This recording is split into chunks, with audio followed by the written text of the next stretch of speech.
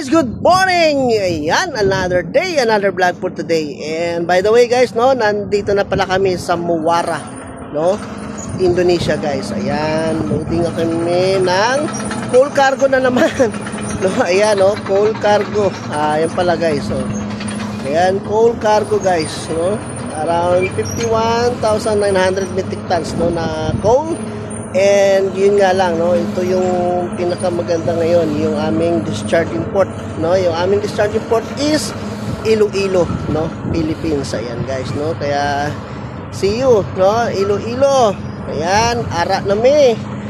Okay guys, no, ayan, and around 5 days yung aming 5 to 6 days yung aming loading dito, no, estimated guys. Ayan, kaya yun, good morning sa inyo lahat and happy blessed day.